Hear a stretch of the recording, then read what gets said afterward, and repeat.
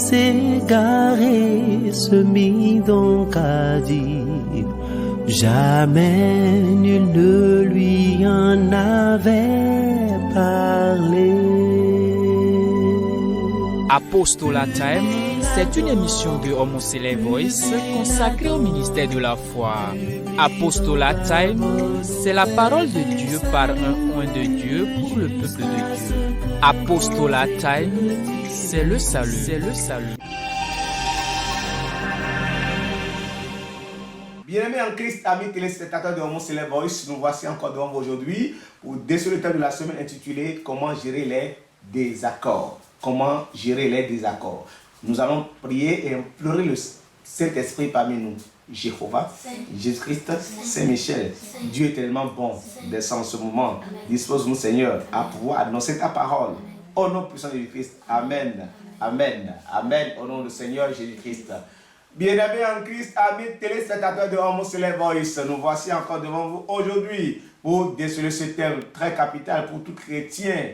Oui, pour tout chrétien. Alors, ce thème s'intitule « Comment gérer les désaccords ». Bien-aimés en Christ, comment gérer les désaccords? Alors, quand on parle de désaccords, c'est lorsqu'il y a un conflit, lorsqu'il y a un différend, lorsqu'il y a une mésentente, lorsqu'il y a une dizaine, lorsqu'il y a de mécontentement, lorsqu'il y a des problèmes. On parle de désaccords, on parle de différends, on parle de conflit. Alors, bien-aimés en Christ, qu'est-ce que la parole nous dit? Genèse chapitre 1, verset 26-27. Alors, Dieu créa l'homme à son image. Et puis Dieu dit, faisons l'homme à notre image, selon notre ressemblance.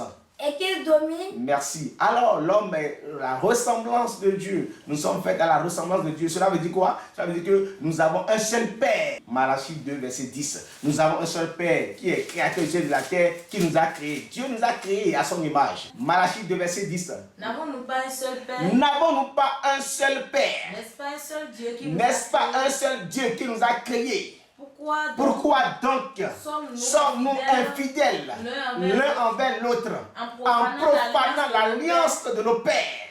Bien-aimés en Christ, lorsqu'il y a les infidélités, en ce moment viennent les désaccords. Puisque nous avons un seul Père, si nous considérons que nous avons un seul Père, si nous considérons que c'est Dieu qui nous a créés, si nous considérons que nous avons reçu un seul baptême, le même baptême, nous devons tout faire alors pour éviter les désaccords. Alors, lorsque éventuellement il y a des désaccords, nous allons tout faire pour gérer à l'amiable. Éphésiens chapitre 4, verset 4. Il y a un seul corps. Il y a un seul corps. Et un seul esprit. Un seul esprit. Comme aussi, nous avons été appelés à une seule espérance. Une seule espérance en Christ. Oui. À votre vocation. Oui, vas-y. Il y a un seul Seigneur. Il y a un seul Seigneur. Une seule foi. Une seule foi. Un seul baptême. Un seul baptême. Un seul Dieu. Un seul Dieu. Et Père de tout. Et Père de tout. Qui est au-dessus de tout. Qui est au-dessus de tout. Et parmi tout. Et parmi tous. Et en tous. Et en tous. Alors, si nous reconnaissons que nous sommes unis par Dieu, si nous sommes unis à travers un esprit, un seul esprit, si nous avons reçu un seul baptême, convaincus que nous sommes unis, d'accord, par un seul esprit, nous devons avoir l'union, l'entente en nous, comme Saint Paul nous a dit dans Romains chapitre 12, verset 18. Romains chapitre 12, verset 18. S'il est possible, autant que cela dépend de nous, nous devons être en paix avec tous les hommes. C'est la paix que Dieu veut de nous. La paix que nous prenons partout. Si il y a la paix, il n'y aura pas de désaccord. Si il y a la paix, il n'y aura pas de conflit. Si il y a la paix, il n'y aura pas de différend. Et si éventuellement il y a des différends, nous allons simplement savoir les gérer. C'est de ça qu'il s'agit. Alors, qu'est-ce que Jésus-Christ nous a conseillé à travers cet adultère qu'on a vu? On a vu la femme en train de commettre l'adultère. Alors que la loi nous dit, lorsqu'on voit quelqu'un en train de commettre l'adultère, il faut lapider la personne. Bien-aimé en Christ, Jean 8, verset 3, verset 4, 5. Alors, les scribes et les pharisiens amenèrent une femme surprise en adultère. Et Et la pardon au milieu du peuple. Oui, il l'amène devant Jésus-Christ. Il dit à Jésus, Maître, cette femme a été surprise en flagrant délit d'adultère. Moïse dans la loi nous a ordonné de lapider une telle femme. Toi donc, que dis-tu? Il disait cela pour l'éprouver. Bien-aimé en Christ. Alors, qu'est-ce que Jésus, oui, allez-y, qu'est-ce que Jésus nous a, comment Jésus a-t-il réglé ce conflit, ce différend, ce désaccord? Comment Jésus-Christ a-t-il défini? C'est de ça qu'il s'agit. Nous devons suivre les pas de Christ, comme Paul l'a dit. Soyez les imitateurs de Jésus. Nous devons être imitateurs de Christ. Aujourd'hui, on est chrétiens, mais lorsque nous sommes en face des désaccords, lorsque nous sommes en face des différends, nous nous comportons comme des charnels, comme des hommes du monde, alors que nous ne sommes pas du monde. Oui, allez-y sur. Mais Jésus, c'est un bercé. Écrivez avec le doigt sur la terre. Comme il continuait à l'interroger, il se releva et en dit que celui d'entre vous qui est sans péché jette le premier la pierre contre elle. Et s'étant de nouveau baissé, il est... Oui. Voilà. Et quand il a entendu cela, accusé par leur conscience, alléluia, il se retirait un à un. C'est de ça qu'il s'agit. Nous devons avoir l'esprit de discernement. Lorsque cette femme est venue devant Jésus-Christ, Jésus s'est entré en lui-même. Il a demandé, d'accord, la plénitude de cet esprit. Oui, il a demandé l'assistance de son Père pour gérer les conflits.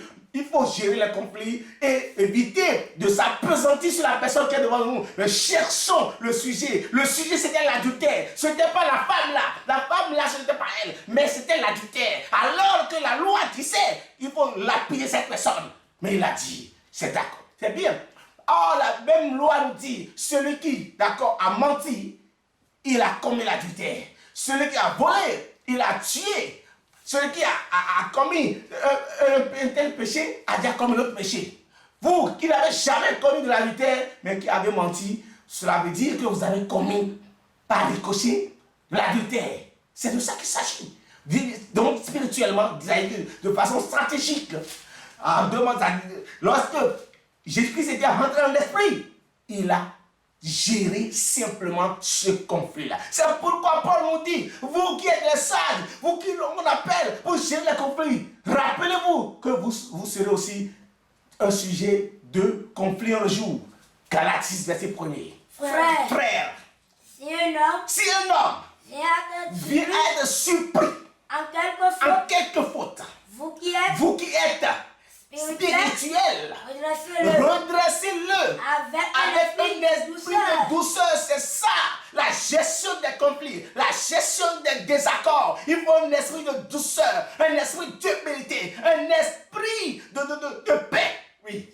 Prends garde à toi qui aujourd'hui qui est un sage, qui est en train de gérer le conflit, de peur que tu ne sois aussi tenté. Ah oui. Bien-aimés en Christ, nous devons gérer les conflits dans la paix, dans l'union, avec un esprit de douceur, un esprit de tempérance, sachant qu'un jour, nous pouvons être aussi un sujet de conflit et quelqu'un sera un sage pour nous juger. C'est de ça qu'il s'agit. C'est pourquoi ces Parisiens n'avaient plus jeté, ils n'ont plus lapidé cette femme, parce qu'un jour, ils seraient aussi un sujet de moquerie, un sujet de conflit, un sujet de différents jours. Bien-aimés, alors qu'est-ce que la Bible nous conseille en tant que chrétien? Matthieu, chapitre 18, versets 15 à 17. Qu'est-ce que la Bible nous conseille en tant que chrétien? Si ton frère a péché, va reprends-le. Entre toi et lui seul. Entre toi et lui seul. C'est ce que la Bible nous enseigne, ça. S'il t'écoute, tu as gagné ton frère. Mais s'il ne t'écoute pas, prends avec toi une ou deux personnes. Ça, dans le premier processus, c'est passé. Alors, la deuxième étape, prends avec toi une ou deux personnes. Afin que tous l'affaire oui, se règle. Oui, avec que l'affaire se règle. Sur la déclaration de deux ou trois personnes. Oui, allez-y. S'il refuse de les écouter, dis-le à l'église. Alors la troisième étape, oui. Et s'il Et s'il refuse encore aussi d'écouter d'écouter l'Église, qu'il soit pour toi qu'il soit pour toi comme un païen, comme un païen, et un publicien. un publicain. Bien aimé en Christ, c'est de ça qu'il s'agit. Nous ne devons pas aller, nous ne devons pas jeter sur nous seulement pour aller convoquer les gens quand il y a des conflits, aller au commissariat, aller dans les juridictions modernes. Non, la Bible dit non, un chrétien doit, prosadi, doit savoir gérer de façon interne. À l'interne, c'est différent. 1 Corinthiens, chapitre 6, verset 1er. 1 Corinthiens, chapitre 6, verset 1er. Quelqu'un de vous, Alors, quelqu'un de vous, lorsqu'il a un différent, un conflit, un désaccord avec un autre, ose-t-il ose-t-il plaider devant qui?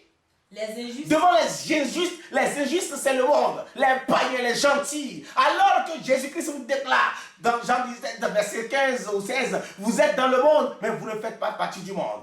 Ne sommes pas du monde pour aller nous verser devant le monde, pour aller nous verser devant les instances juridiques, non, de ce monde-là. Oui, allez-y. et non devant les saints, Oui, nous devons revenir devant les saints pour que l'affaire soit jugée devant les saints, pour que la gestion des conflits soit faite au sein des saints. Oui, allez-y. ne savez-vous pas que Ne savez-vous pas que les saints jugeront le monde? jugeront le monde? Et si c'est pas vous, Et que si le ce n'est monde est pas jugé, nous, en tant que nous chrétiens, que le monde sera jugé, êtes-vous indignes de rendre les moindres? alors êtes-nous indignes de rendre les bons jugements? Oui. Ne savez-vous pas que Oui. nous jugerons les anges? Donc c'est nous qui allons juger le monde, bien-aimés en Christ. Nous ne devons pas amener nos différends dans le monde, dans les instances du monde, dans les tribunaux de ce monde. Non. Mais nous devons nous conserver purs. Nous devons chercher à serrer à l'interne nos conflits, comme Jésus-Christ l'a fait. Bien-aimés en Christ, si nous disons cela, si ce thème vient aujourd'hui, ce n'est pas le hasard. Si entre-temps, il y a des gens qui ont l'envie, qui ont même l'intention d'aller dans les instances ou qui veulent se comporter de cette manière, alors qu'ils sachent que l'Écriture refuse pour un chrétien. Un chrétien, d'accord, c'est celui-là qui est séparé du monde. Un chrétien, c'est celui-là qui est dans le monde, mais qui ne se comporte pas comme ceux du monde, qui n'est pas dans les choses modernes. À ce moment, qu'il cesse alors d'aller, d'accord, dans ces instances juridiques modernes, qu'il cesse d'aller dans les tribunaux. Alors, un frère, les conflits doivent se gérer au sein de l'Église. Les conflits doivent se gérer, les désaccords, les différends doivent se gérer au sein de l'Église. C'est ce que Dieu nous enseigne. C'est ce qu'un chrétien doit faire. Alors cessons d'aller dans ces tribunaux parce que c'est nous qui devons juger le monde. Si aujourd'hui nous laissons le monde nous juger, quelle ignominie. Bien-aimés en Christ, cessons de nous ridiculiser. Cessons d'être de la bassesse pour le monde. Qu'est-ce que Abraham nous a conseillé? Qu'est-ce que Abraham a fait? Lorsque Abraham a connu un différend avec son frère, et ce différend venait de quoi? Venait de leur berger. Quelle est la démarche qu'il a eue? Quelle a été sa démarche, son comportement? Alors pour gérer, puisque le thème parle de gestion de conflit, comment gérer un conflit? Genèse chapitre 13, verset 5.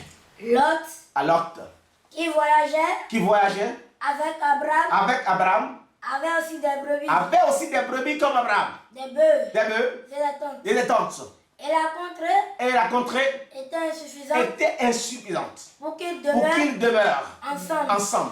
Car leur bien était si si considérable considérable qu'ils ne pouvaient demeurer ensemble.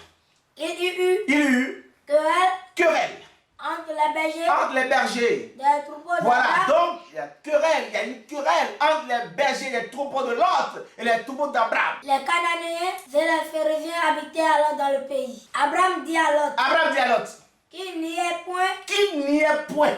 Je te prie, c'est ça en réalité la parole d'un serviteur de Dieu, la parole d'un chrétien, c'est ça, la parole d'un croyant, c'est ça. Il dit, je te prie, qu'il n'y ait, oui, de dispute entre moi et toi, ni entre mes bergers et toi. et tes bergers. C'est cette parole qui doit sortir de ta bouche lorsque tu es en face des difficultés, des différends. Oui. Car nous sommes frères. Nous sommes frères. Nous sommes appelés à être ensemble. Nous sommes comme le livret et le blé qui doivent demeurer ensemble. Nous sommes des frères. C'est ça, en réalité, le mot qui doit quitter notre bouche. C'est l'expression que nous devons prononcer tous les jours. Nous sommes des frères. Et quand on est frères, la Bible déclare dans Somme chapitre 133, verset 1er. Somme chapitre 133, verset 1er. Qu'est-ce que la Bible déclare? Qu'est-ce que la parole nous dit? Nous devons être frères. Nous sommes condamnés à rester ensemble.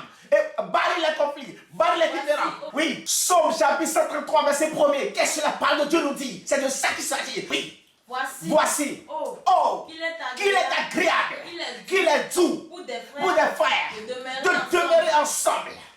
Ah oui, il est doux pour des frères de demeurer ensemble. C'est ça, rechercher la paix.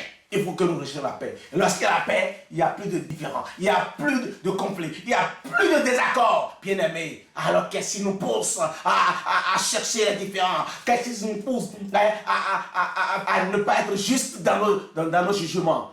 Ah oui, qu'est-ce qui nous pousse à ne pas être juste dans la gestion des conflits? C'est la gloire, la vaine gloire. Galates chapitre 5, verset 25. Si nous vivons par l'esprit. Si nous vivons par l'esprit et que nous savons que nous sommes chrétiens, que nous sommes des frères, et que la Bible déclare qu'il est doux de rester ensemble comme des frères, oui. Marchons aussi selon l'esprit. Marchons aussi selon l'esprit qui nous a unis. Parce que nous venons de même esprit. Oui. Ne cherchons pas une vaine gloire. Ne cherchons pas une vaine gloire.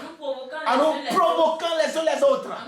En nous portant envie les uns aux autres. C'est de ça qu'il s'agit. Cessons de nous porter envie. C'est ça qui amène aujourd'hui les différends. C'est ça qui amène la division dans l'église aujourd'hui. La belle gloire. C'est moi. Non. Il faut que Christ croisse en toi, que toi tu diminues. C'est de ça qu'il s'agit. Jean 3, verset 30. Il faut, que Christ croisse en toi et que tu diminues. Christ doit croître en toi. Donc le moi, l'ego, le moi là, l'orgueil qui est en toi, doit diminuer. Bien aimé Christ. Oui, c'est de ça qu'il s'agit. Jean 3, verset 30. Il faut qu'il croisse. Il faut qu'il croisse. Et que je diminue. Et que je diminue. Merci. Bien aimé en Christ. Soyons en paix partout. Gardons la paix. Évitons les conflits. Au nom de Jésus. Jéhovah. Jésus-Christ. Saint-Michel. Dieu est tellement bon. Nous verrons dans ta parole. Lave-la dans notre cœur. Aide-nous à mettre en pratique ta parole. Au nom de Jésus-Christ. Amen. Amen. Amen au Seigneur Jésus-Christ. Alléluia.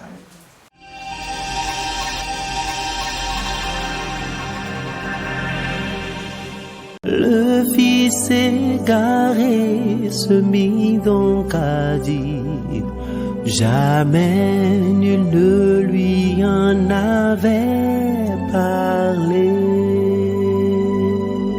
Apostolat Time, c'est une émission de Homoselect Voice consacrée au ministère de la foi. Apostolat Time, c'est la parole de Dieu par un oint de Dieu pour le peuple de Dieu. Apostolat Time, c'est le salut.